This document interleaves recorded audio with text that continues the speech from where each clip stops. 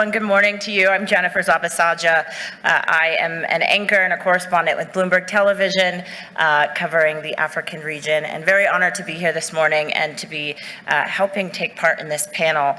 So we don't have a lot of time, so I want to make sure that we hear less of me and more of our panelists, but I think it's important to note what the session is called: New Solutions to Support Infrastructure Investments in High-Risk Countries. We, of course, know that the continent is embroiled in a number of instability, incidents and conflicts. And so it is important to think about how the private sector and the public sector can navigate this, and also how to restore confidence with the investment community. So I will bring up our panelists now to get into this conversation. First off, we have Delphine Traoré. She is the CEO of General Insurance at Sanlam Alliance. We also have Admasu Tadesse, Group President and Managing Director of the Trade and Development Bank. Kinapara Koulibaly, the Managing Director at BNETD. We have Christopher Chiji-Otomi, the Managing Director and Head of Africa at the British International Investment. And finally, Mohamed Akoji, CEO and Managing Director of Sub-Saharan Africa at DP World. So please welcome them up to the stage.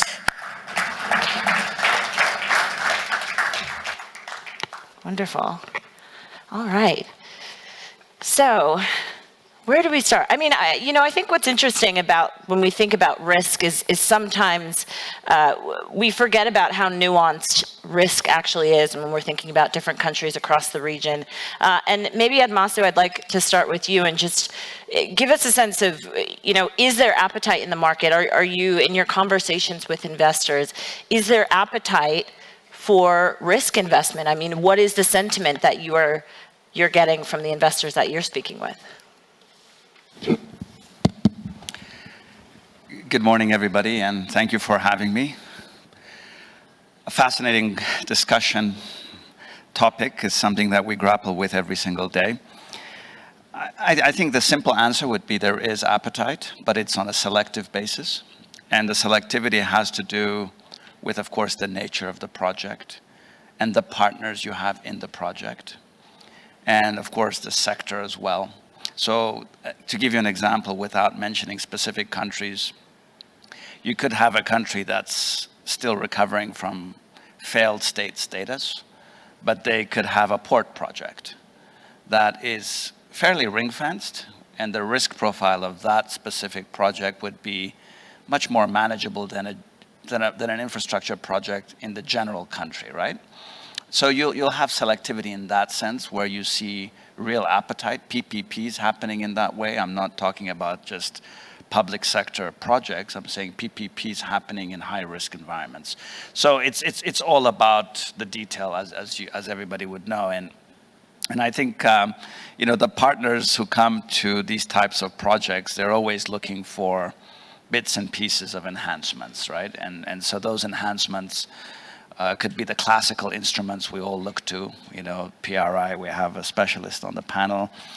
But sometimes just having the presence of a few other investors, even if they're not providing specific instruments, just having presence helps a great deal. And if you also have off-taker type counterparties also in the transaction, it could be a big mining company, or it could be a country that's buying, access to that particular infrastructure service. That also helps mitigate the risk profile of specific transactions. But you can't say it's going to be, open season and everyone's going to be willing to come into high risk. I mean, there's also new instruments that are becoming very, very popular these days around blending and debt swaps that can be applied to specific sectors, including some in infrastructure around climate and the like. So in addition to just the risk mitigation, there could be the credit enhancement and the financial aspects of blending. That kind of helps countries that have convertibility risk and can't afford the premiums that come with pricing in that kind of environment. I saw you nodding there as well. I mean, are you seeing that, especially from where you're sitting at BII? Is that sort of the sentiment that you are also hearing from the investment community? Firstly, thank you again, and good morning, everyone. Thanks for inviting me to the panel. Yes, I was nodding my head because from my perspective, so we have a mandate that we have to invest across the continent, across all 54 countries in theory. So what we then do is, we think clearly understanding the markets where we have to invest, but more importantly, the range of partners. And that's where we specifically look at areas where you can think and control some level of the risk that you're taking, understanding and alignment with the partners. So, I've got two partners on this panel.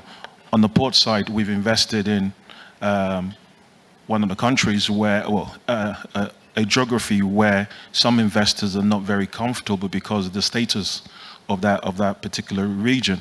Whereas we have other investors, particularly the technical investor, who understands the space, who understands the risk associated with that, and are very comfortable to invest because they think long term. They think about the macroeconomic drivers for that particular asset class. So you do have a variety of things. We've just closed something in Sierra Leone, for example, where we had commercial investors and philanthropic investor blending together to ultimately try and help deliver a kind of core infrastructure in that particular market.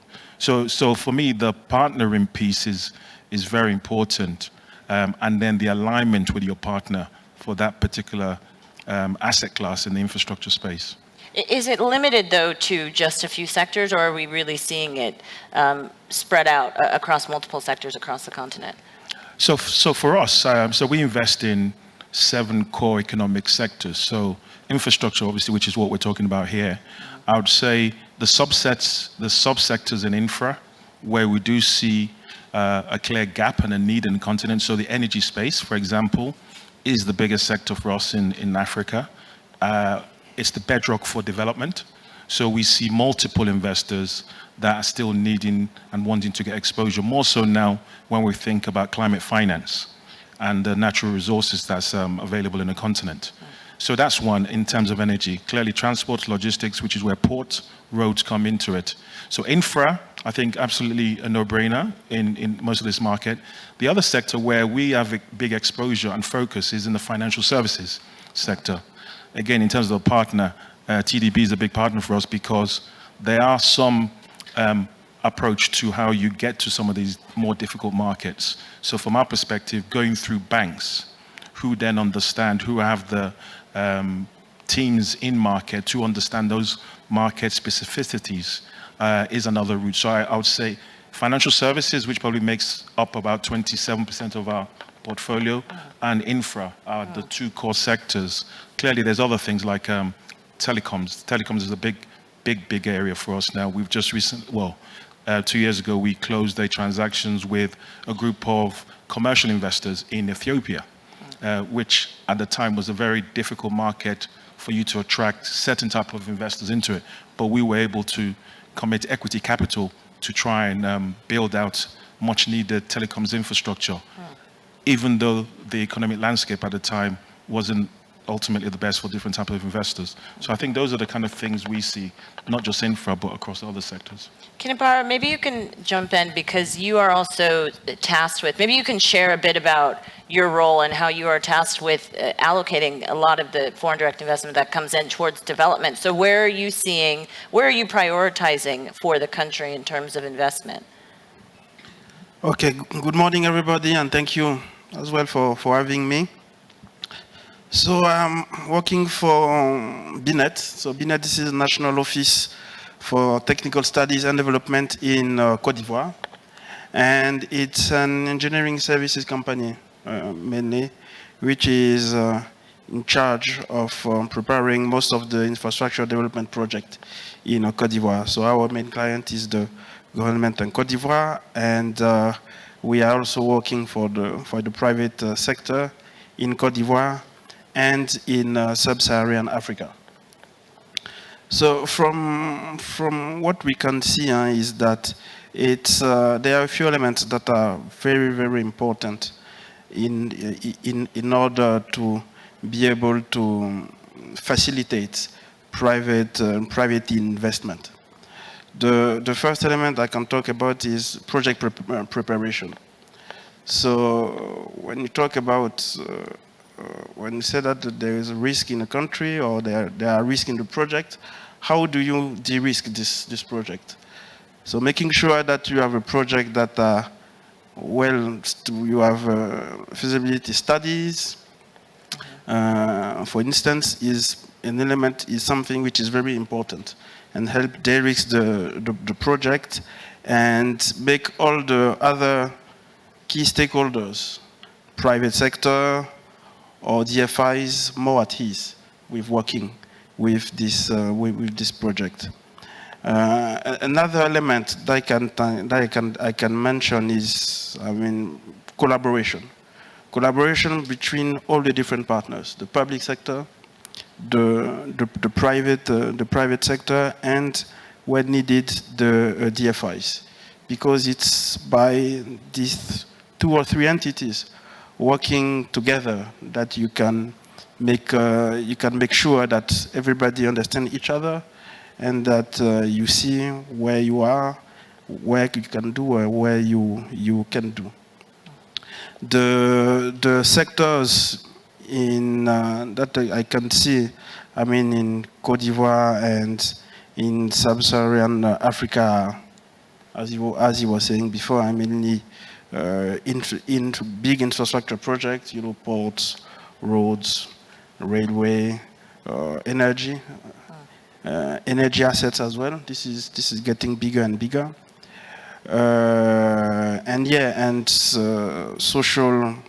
Social buildings, we shall say, universities, hospitals. These are the type of domains that we are seeing getting bigger and bigger. What have been some of the challenges that you get in terms of questions from investors coming in? Is it that they want to see more, you were mentioning feasibility studies. What is some of the assurances that they're asking for before putting in investment into some of these projects? The private sector, generally the insurance that they want to make sure that they have a revenue that's guaranteed, right? So that's what they are looking for. So how do we achieve that?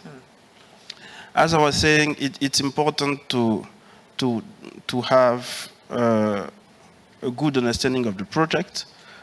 I'm talking about from a private sector perspective, right? A good understanding of the project. But beyond the project, it's very important to have a very good understanding of the environment, of the local environment.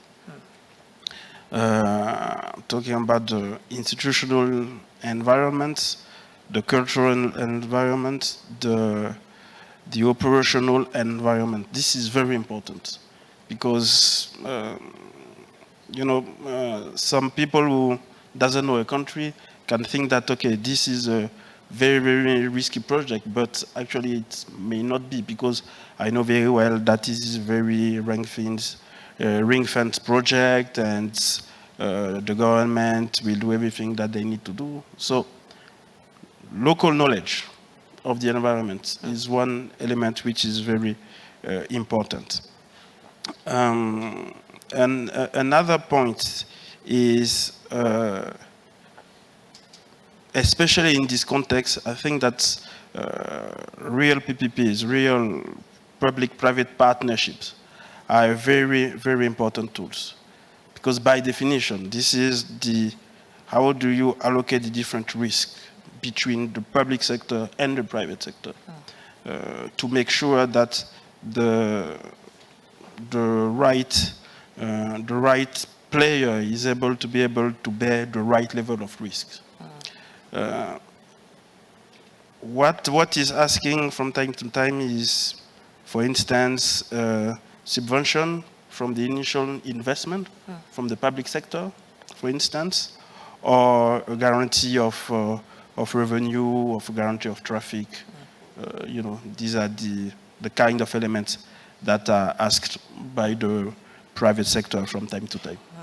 Delphine, from where you're sitting, I imagine there's more and more that the insurance business needs to step into, considering the high level of risks, not just with climate, but also with geopolitical risks with a lot of these projects. How are you and Sanlam Alliance thinking then about really helping support some of these projects? Good morning, and thank you for having me. Maybe I'll start with, I feel that the insurance sector tends to be overlooked and underestimated in these discussions most of the time. If we speak of Sanlam Alliance, we are in 27 countries, so we know risk. An insurance company is a risk taker first. So we know risk, we know political risk, we know project risk. But I think in addition to the basic coverage that we provide, whether it's political risk insurance, whether it's credit default that some of you may need in the investment that you're making, the part that we tend to forget is that the insurance sector in Africa, when we include the whole reinsurance sector, ended last year at about $85 billion, right? We're expecting this to hit $150 billion in the next 10 years. The one thing that we forget is that insurance companies are also asset managers, right? And when you look at the revenue of these companies, you can imagine the asset under management. I will guess, it's probably twice the size. So in Africa, the African insurance sector is sitting with, I'm estimating here, close to 150 billion, 200 billion in asset under management. Most of these assets, many of the companies that I've seen, I'm on the board of a few, 30% is sitting in cash. Wow. This is outrageous, right? Why is it sitting in cash? Because we don't know what to do with the money. We don't know where to invest it. We don't have the equity market to do it. We invest quite a bit in government bonds, which also supports with the investment of the infrastructure projects that are happening across the continent. But most of the time, the money is sitting. We're not blended finance experts, but we can certainly lend part of our funds to support blended finance mechanism for Africa. But nobody's coming to the insurance sector as an investor. Why do you think that is? I mean, it's been my plea for the past, I don't know how long I've been in Africa, back now, about 10 years.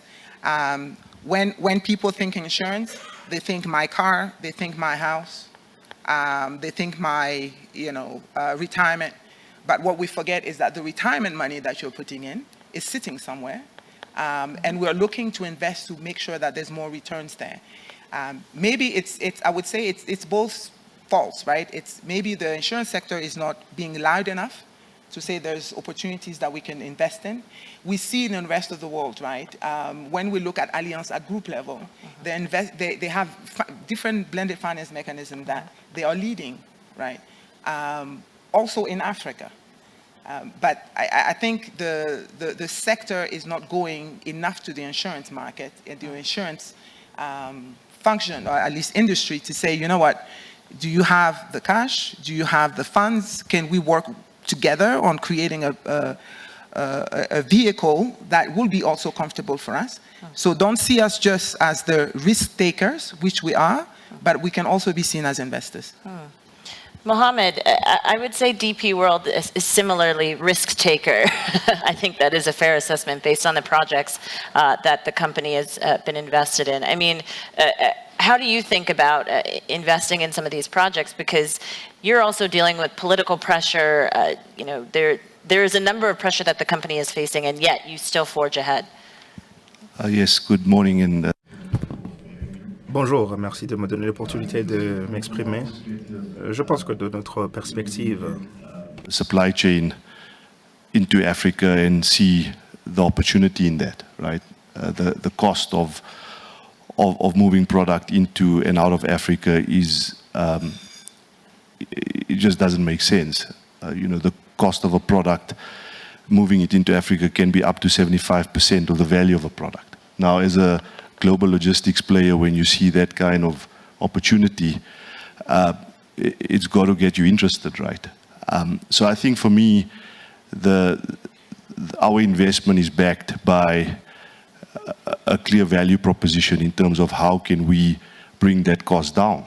And as a global player, we have strong expertise in that, because enabling trade and creating efficient supply chains is our business. So I think that's the first point. I think second point is our clients lead us into investing into these markets. And if we don't take the opportunity to invest and help our clients access these markets, these are cargo owners, shipping lines, etc., somebody else will do it. And I think thirdly, I think the point was made earlier on, we investing in our core business. You know, we're not a financial investor investing, in somebody else's business, managing port infrastructure, free zones, supply chain is our core business. So that does mitigate the risk to a significant degree because we know the business. And, getting around the political risks and the currency risks, for me, that comes down to, good government relationships, stakeholder management, and having very strong local partners. Because, Africa is made up of so many different markets with so many different nuances. And then I would say, I think the diversification is important. Things are going to go wrong in Africa. You're going to have a currency crisis in a market. You're going to have a potential political event in another market. And I think our strength is that we have a very well diversified business. We operate, in 48 markets across sub-Saharan Africa. We're not just in one area of the supply chain. We're well diversified across ports, transportation services, warehouses, distribution. We have a well diversified portfolio across industry. So we're not just focused on moving commodities. We move consumer goods, we move pharmaceutical products, we move commodities, so we move containers. So I think for us, that gives us the confidence to invest in these markets. The diversification, the fact that we have a strong client base that wants us to enter those markets and they back us to go into those markets, good local partners.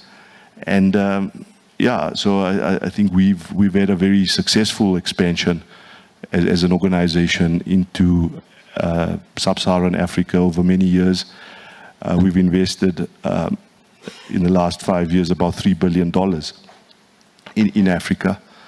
And we want to invest another $3 billion over the next 5 years. And we have partners like the BII that support us with that. I'm very positive about developing infrastructure in Africa because I believe that talks to our purpose of enabling trade and reducing the cost of supply chain. And as long as you can navigate some of the risks that I mentioned through the mitigants, I say, we'll forge ahead. Can you talk about the role of the public sector? Because each of you have brought it up in one way or another. I mean, what do you see? Because you, especially at DP World, have had to navigate a number of different political situations. I mean, how do you see that collaboration working? How do you navigate the challenges that come up? Yeah, look, I think, as I say, we have a global business that is an example of how we can make a difference to a country in terms of investment of port infrastructure, free zones, etc.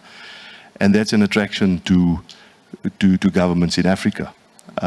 So we have been welcomed into Africa, by governments to kind of replicate what we have done in other emerging markets like Latin America, India, etc. And then, we largely get concessions on the port side. These are long-term concessions of, 30 plus years. And the rules of engagement are quite clear and made up front, in terms of how our investment will be made. And, there's significant certainty. So it's a collaboration and it's a partnership. And we invest in countries where we have got good relationships and the same kind of vision with the governments to change the outlook of the logistics industry. And in many of our terminals, for example, we have the government as shareholders. So there's complete alignment in terms of how we are making a difference. And then a big part of our investment is not only in the port. We do a lot of work around corporate social investment. We invest in development of industries. So we would invest in a free zone that would create value-adding capability for countries. We create jobs through those free zones. So it's a lot more broader than just, investing in a port and it's a concession. It's a kind of a whole, ecosystem around which value is created. And as long as you do those things and government and you are clear about how you're going about that, our experience hasn't been that, it's as bad as maybe some of my colleagues on the panel here. And Masu, can you answer that as well, the role of the public sector, especially from where you're sitting? Well, since we're talking about infrastructure, I think we can't escape the fact that the public sector will always be a very key stakeholder. Yeah. So the question really is which public sector and in the particular country in question, are you seeing innovations? Are you seeing commitment to high corporate governance standards? One of the interesting trends we're seeing is corporatization of special purpose entities within public sectors that are becoming the partners of choice for investors. Typically, if you are dealing with a ministry or a government department that's your co-investor, you're not dealing with a savvy and very well informed and experienced counterpart. So you can have a lot of misunderstandings, and even the standards are not well known by the public sector side. These days you have sovereign wealth funds that are being established in some unlikely countries as well. Many people tend to think sovereign wealth funds just being in capital surplus countries, but you have sovereign wealth funds that are taking state-owned enterprises into a corporate structure and making sure that there's very, very well seasoned people running that. So an entity like DP World, if it's dealing with that kind of partner on the public sector side, there's a much lower probability of surprises. You get a lot more professionalism. It's a corporatized structure. So we're seeing more and more capabilities on the public sector side. I think sometimes we make generic judgments that the public sector is always a troubled counterpart, and that might have been the case in the past. I think now it's much more blended in terms of the complexion you'll see across different markets. I think the continent has become much more sophisticated. Do you think the international investment community understands that? No? Well, I think there has been over the past 20 years, the number of PPPs in the continent, in sub-Saharan Africa in particular, has come up very, very strongly. If you go back to the 90s, there was hardly any, and you're only seeing the South Africas of this world doing PPPs. Yeah. Today, it's quite common, right? PPPs are everywhere. In the old days, the private sector would only have appetite for enclave, resource, extractive type projects, whether it's oil or mining, and they would have no trouble going into very high risk environments. They had a way of managing it, right? But now you're talking about, we heard telecoms, we heard ports, the banking sector is another area, hospitality is yet another. People seem to be comfortable putting up 5-star hotels in countries emerging from conflict because, these are very well positioned investments that have very good probabilities around them.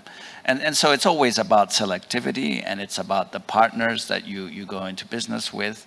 And I think Delphine is right. I think the insurance space has been not adequately leveraged by many players. I think we certainly have been very active in terms of taking insurance products. In fact, some people ask us, as an MDB, you shouldn't be taking insurance.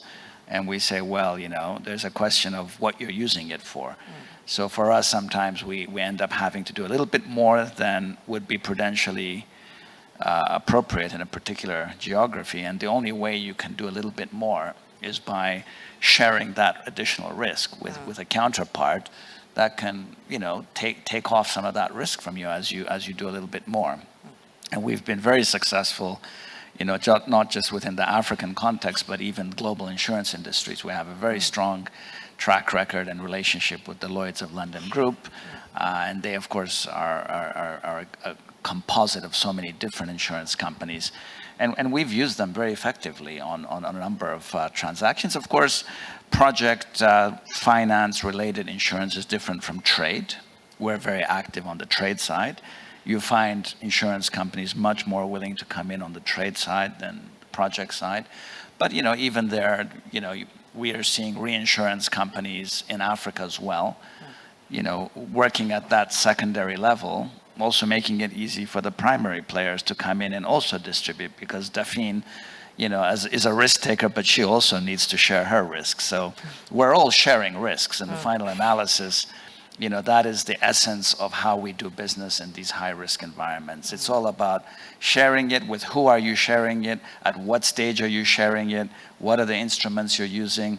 And that's the alchemy of it all, right? And it's an art. Every specific case has its own merit, and that's where you really need seasoned partners to work with you who can understand that alchemy, because there is no cookie-cutter approach, right? Can you talk about the partnership between the TDB and also BII, because you've partnered recently on climate-related investments? I mean, is this an example of what you're speaking about? Yeah, I think when you have a strong relationship and an understanding underpinning a partnership, it works both ways, right? So you'll have a situation where we're going into a transaction that requires more risk sharers, and you look out there and you say, who's gonna accompany me in this journey? And a lot of people talk in this world, let's be frank, and when it comes to the final lap, a lot of partners or counterparts who you thought would come through don't come through, right? And we all looking to be efficient. Nobody wants to waste time talking to the wrong counterparts. So for us, I mean, we have confidence in BII because we've seen how they can step up in those moments where character is demonstrated, right? Because when there's heat and there's serious risk in the environment, and yet transactions need to move on, especially in these environments where it sets the tone for other things to come, right? And if you as a development finance entity, can't stomach a little bit of risk, what are you expecting the private sector to do, right? So we've had BII support us in some of our transactions, but we've also stepped in some other deals where BII was the lead, and there were some gaps, right? And we had to come in and help BII and also another commercial bank that was ready to do a deal, and then they had a partner who was always part of the circle. That partner fell out at the last minute. This is the reality of some of these jurisdictions. You think you have a closed circle, and then somebody will surprise you and pull out, and then everybody is exposed because people can't just easily increase their participation because they're delicate, some of these transactions. So there have been occasions where we would just be called upon, and we would step in to a deal that we had no intention of being a part of, right? And we would come in and do it. We would do it for the benefit of the project. We would have, of course, appetite for that, but more importantly, we do it because we see ourselves as serious partners. So we see some of our partners in these situations, they know who to call, and they know you won't waste their time, and you give it serious consideration. So we've done that. We're a lender, clearly we're a bank. We don't do a great deal of risk capital participation in projects, but that's also come up. Breaking the circle. We had a very interesting project that today is a very celebrated project in Kenya, and we had a risk capital, participant pull out at the last minute. We had already committed senior debt, and then got a call and says, senior debt is great, but we won't be able to proceed if somebody doesn't come in and top up the equity because somebody's just pulled out. And then we went back to our committees and board, and we said, we need to put in some quasi-equity. We didn't want to put in full equity, but again, it's an alchemy. We found a way to put in some more subordinated debt with much more patient terms. It acted like risk capital, and that helped shore up the gap, right? And this is why you really need strong partnerships, because, as Mohammed said, things will go wrong, right? And when things do go wrong, do you have people in the circle who are going to pull up their sleeves and say, all right, let's be practical, let's find a solution. Don't sit in a very rigid position and say, well, it's not my problem, right? And I think this is, in the end, what earns you character, what earns you a following of good partners, because when the good deals come, people remember those situations. They say, you're not just here for the sunny moments. When it was raining, you were there as well. And in the end, there's always limited opportunities, and that's how you do good business, right? You have to be there in good times as well as in bad. Chris, has that been your experience as well? I think Admaso summed it up really well. So we've been investing in the continent for 76 years. So in 76 years, we've seen many things. And there isn't one, grand solution for how you invest in Africa, which is why the element of partnership, which we've talked about, I think is key. I'll probably pick on a number of things, because I think one of the other things we don't do well enough is we don't celebrate or publicize a lot of the investments that does take place in the continent, particularly in the infrastructure space, and the positives coming out of it, because there's typically only bad news sells, and therefore most people only see the bad news. But if I go through some examples, so we have a $1.7 billion partnership with Dubai Ports World, a technical partner, a technical expert in the port space, who are committed to the continent.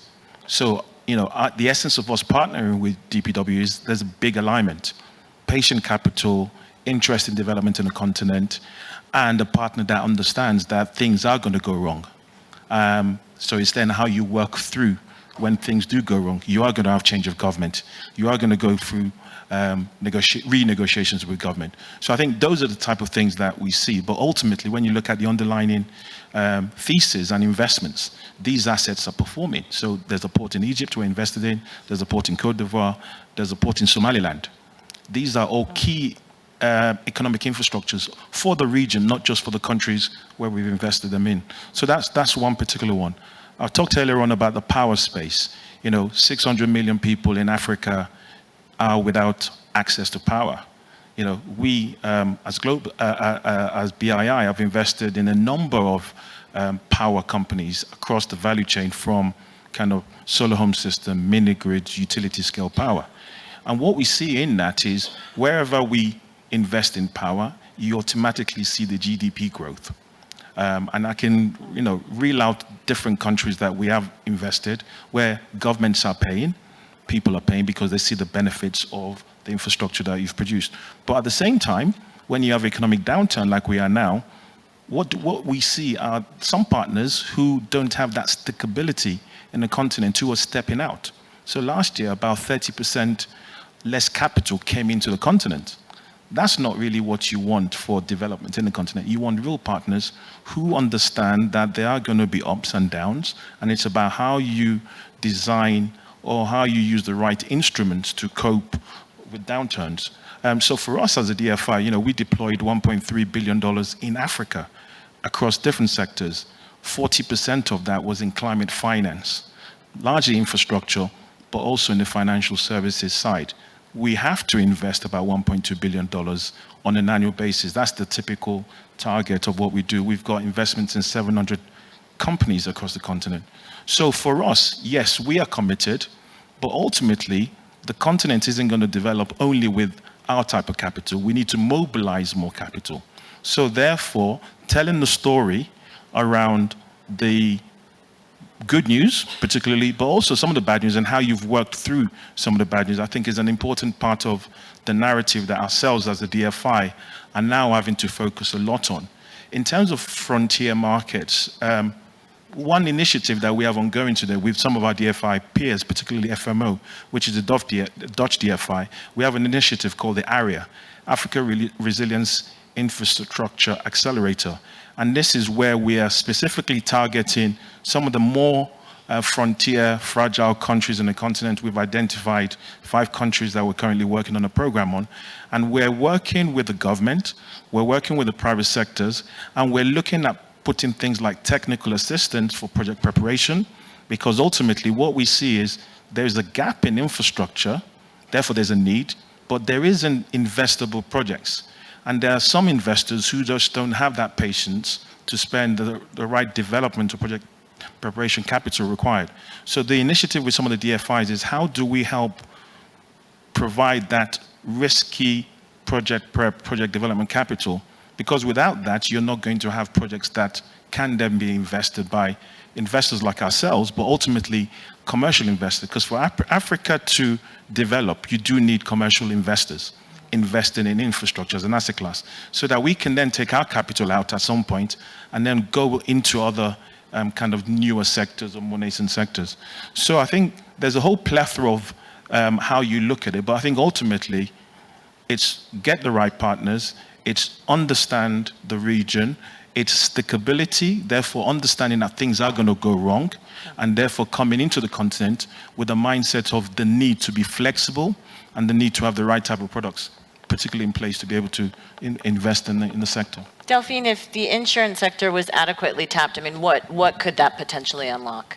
I'm sitting here listening to all these billion-dollar projects. And who's Are you getting ideas over there? who's insuring these projects, gentlemen?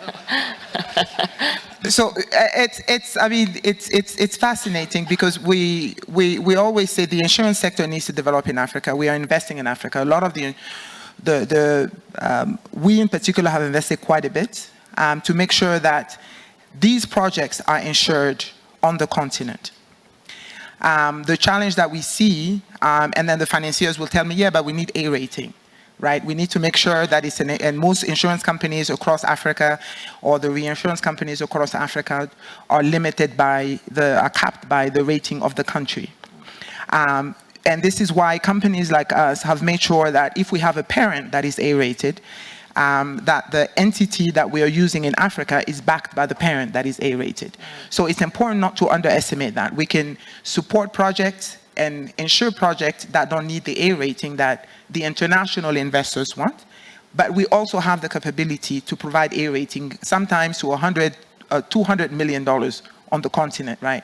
So I'm sitting here and I'm like, maybe I need to adjust the budget. I see my team here as far as you growth, just got a thumbs up. Yeah, growth development. But I think it's important that we work closer together and that all the financiers that are on the table that are supporting all these projects are not just going to London for insurance, right? If we are going to the sector is risky.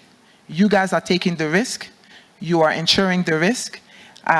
We as an African insurance industry are also taking the risk, but we're only seeing projects that are not large enough to make a big difference for our sector. So my plea today to all of you sitting here that are working on projects, please call us. And I'm not speaking just for Sanlam Alliance, but also for the insurance industry in Africa as a whole. We have ZEPRI that you work quite well with. We have Africa Re, where we are also a shareholder to make sure that we continue supporting. And this is the only A-rated company currently as an African insurance company, a reinsurance company in Africa.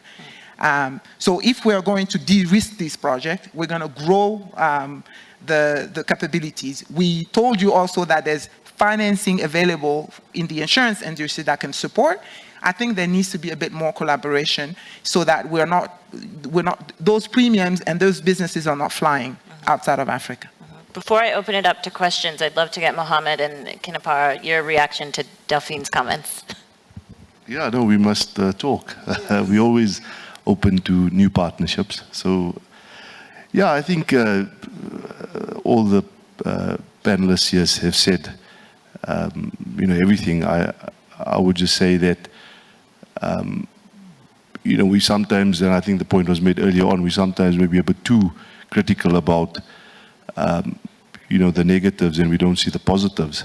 And we as investors on the continent and financiers and funders, we need to, who have had good experiences in Africa, need to keep on, focusing also on the successes, because there have been great successes. And we shouldn't only look at the glass half empty, we should also look at the opportunity, because there's great opportunity in Africa. If you look at our business globally, our best performing business last year was our African business. We saw, strong growth, and we continue seeing that. So yeah, if you just keep on seeing the risks and the downside, I guess you lose out on the opportunities. But you have to be measured, as I said, and I think for us the success has been, as I said, diversified. You cannot put your eggs in one basket in Africa, and the fortunate thing, it is a very diverse continent made up with so many different markets and nuances. You can actually create that diversification. So yeah, thank you. Kinabar? So yeah, I think that Delphine had some very good points. I mean, tapping into money available from insurance, coming from Africa, it's long-term money. So this is one more opportunity in order to be able to finance a different project. So that's really good. I really like the idea of Chris and Admasu of celebrating more the success stories, right? Because I'm sure that this will definitely help to change also the perception of countries being risky or not. And from the DFI's point of view and project preparation, I think that this is a very good point. This is a very good point, Chris, because this is what is generally lacking, right? When you start project, you have no studies, so how do you move forward? For instance, the government of Côte d'Ivoire has decided to put some money in project preparation, but I think that it could be better if this money could be coming from the DFIs, and this also will definitely help the private sector investment, because co-investing DFIs and private sector help them to make to be more at ease and to make sure that the projects will really be able to achieve the different objectives. So yeah, Chris, I think let's talk. I'm definitely available in order to be able to work on this feasibility studies. Some good partnerships happening here, potentially. I want to open it up to the room if anyone has any questions. I see one hand. I don't know if there's a mic, so you might have to yell. Is there a mic? I spoke too soon.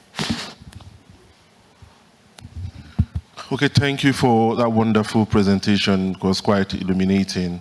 My name is David Allo. I'm from Choice International Group, Nigeria. My question is, what is the workability of building a regional insurance company that is capable and able to guarantee these risks within Africa? Now, the reasons are two. One, in my experience, I've done one insurance. If some of you insurance here know about aviation refueling and liability insurance, it's typically in Nigeria we do $1 billion.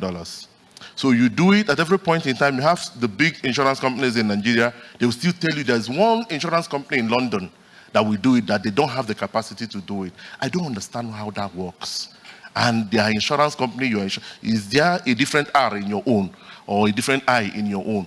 So if we don't do it, I think two things happen. The funds that should have come to the insurance company in Africa flows back to one insurance company in the US or in the UK or that. Then second part is, if the risk is yours, there's this likelihood that you will go the extra length to take care of it than someone who is in London, who never comes, who didn't have the opportunity to engage with you directly, just sees the paper, sees the money flowing into his account and signs one paper.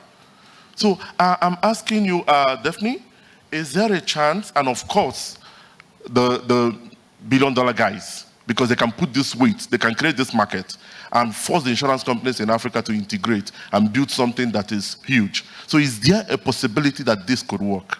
Thank you. What is the key of the question, if you don't mind? The key of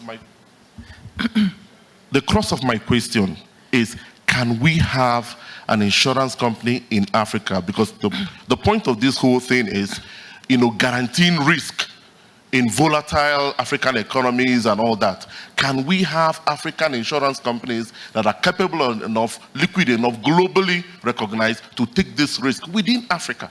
I love that dream, but it's not impossible. Maybe I'll give you a bit of the constraints of the insurance sector in Africa, and if I focus in the countries, it's all about capital, right?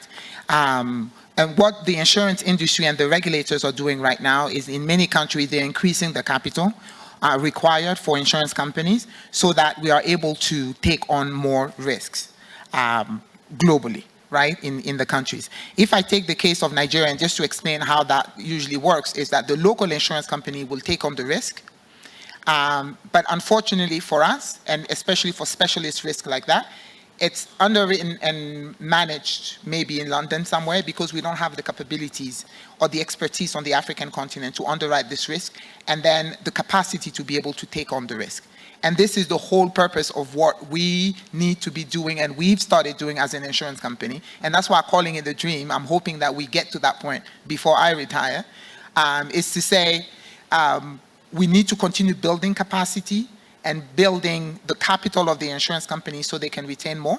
But also we need to be able to train our talent and our teams so that they are the technicians on the ground. Because when the claim happens, when the loss happens, you in Nigeria, you don't know nobody in Lagos or in London.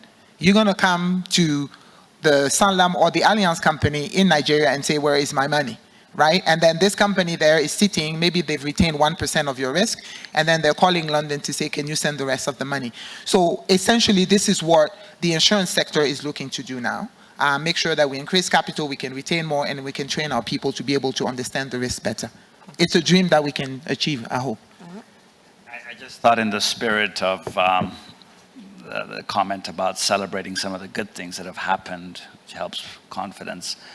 Even though the full dream is distant, and we're still aspiring for what you were posing as a challenge, we have actually made very good strides. You heard Delphine talk about Africa Re, which is an A-rated African reinsurance entity. It's become quite strong these days, not just rating-wise, but capitalization.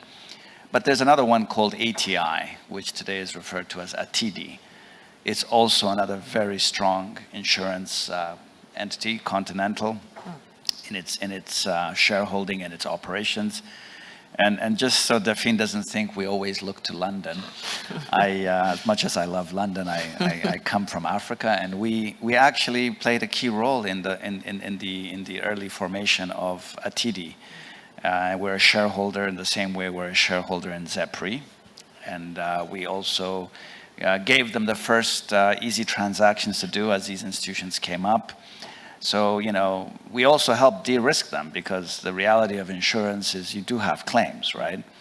And depending on the nature of the particular policy that was underwritten, you do have to recover, right? So you can pay out a claim, but then these entities have to make it good again, right? And so that's also where some of us come in and work with some of these insurance institutions to help them recover. And there's a lot of different things that happen in that particular pot where you can actually help the recovery process. The recovery process helps them to remain strong and helps keep the premiums manageable as well. Yeah. And that's one thing you begin to learn when you use insurance a lot. There's a real benefit to having a no-claim history. And you also want the industry itself to have a relatively lower claim track record, because it keeps the premiums down for everybody. They're all interrelated, right? So you have systemic risk issues, and that's where MDBs, DFIs, we tend to be much wider in our scope of thinking, because we're ecosystem players. We're trying to make sure that our ecosystem, is healthy for everybody. And so that there's a lot of other things that go on behind the scenes to help make that happen. And I just wanted to give you some comfort that it's not just a distant dream. Some of it has already happened. Maybe we'll do one more. Thank you. Sorry, good afternoon. So I was really encouraged to hear Christopher's comments. about raising awareness and visibility, which is essentially PR and communications, which the value and importance of comms is always sorely missing as a topic at these forums. Bad news is loud and good news is a whisper, which is essentially what Christopher said. So you have to really push the good news, but also, as Christopher mentioned, there's value in also highlighting the bad news. So my question is, to everybody except Christopher, because I know his thoughts, what are the panelists' thoughts about PR and communications and how PR and comms can support each of you in your business objectives? Thank you. Mohammed, we haven't heard from you. Do you want to start? Yeah, it's a very important part of our business. You know, we obviously have a big, you know, strategy and plan to grow our business, and we want to obviously get the right communication channels, you know, fed with the right information around how we do that. We want to get our clients to know clearly what our value proposition is in terms of why they should use us. And as DP World, we transforming our business. You know, we're transforming our business from being a port operator, as I said, to becoming a logistics supply chain business. And that requires a lot of communication and engagement with various stakeholders. And through good PR and communication, you can get that message across. We also have 100,000 plus people in our organization globally. And as part of our transformation of becoming a global logistics supply chain business, we also have to internally communicate quite a lot, because not a lot of people actually know what we have. And we focus a lot on that. I also think from you know, a stakeholder management, government relations perspective, it's very important to have you know, good capability in areas of PR and communications, because you know, just because of the nature of our business. But to the point I made earlier on, things go wrong. And you know, if you don't have the right PR communications team to help you with getting the right narrative out there, help you get the right messages out there, particularly in Africa where things can be quite complex, you'll always be on the back foot. So yeah, I think it's a key part of what we do and what we're about, and a big part of how we, you know, communicating our change and transformation and how we manage our risk in our business. Thank you. Anyone else? No? No? Martha? Just to say, I think we all, in this world of connectivity and mad media, if I may say, we all understand the power of public relations and communication. And I think there's so many different sides of it. I think there's also just outreach and engagement that you do as part of making sure that your prospective clients know what you can do for them, and you can also reach out to investors, and especially when you're dealing with, you know, extra African engagement, because, you know, we're still very much a developing region, and the rest of the world doesn't know as much about what happens in Africa, and I think they tend to get the bad media, the headlines, and they don't realize that there's a much more textured reality on the ground. And sometimes it really helps when you go to centers of money centers in the world, and you can actually speak to investors, different types of investors, even whether it's debt or equity or even insurance counterparts. When you're there in person and you're engaging with people, it really helps people begin to absorb a better reality, a more diverse reality. Yeah. And that's why those African entities like us who have a global sort of interaction, we see the power of this, right? And it's not narrow PR and communication, it's much broader. It's also engagement and ensuring that you can help demystify some of the issues around Africa. So I think for Africa, it's very, very important, because there are such strong stereotypes out there, and a lot of people are stuck in the past. They think the Africa of today is the Africa of 20, 30 years ago. And many people don't have experience in Africa. So people who are in boardrooms, if they've not met an African who they can say, oh, I met this person, And that's what people remember. What you read in a newspaper, you may remember just the bad story, but a good story you don't remember so well. So that's something that we've understood. It's very important. So I agree with the lady who asked the question. It's an important area to sort of help bring in more investors, but also reduce the misunderstanding of Africa. Right. You want to finish off? Yeah, I mean, from a public sector point of view, from a government point of view, of course, communication is key, because this is how you change the perception of your country.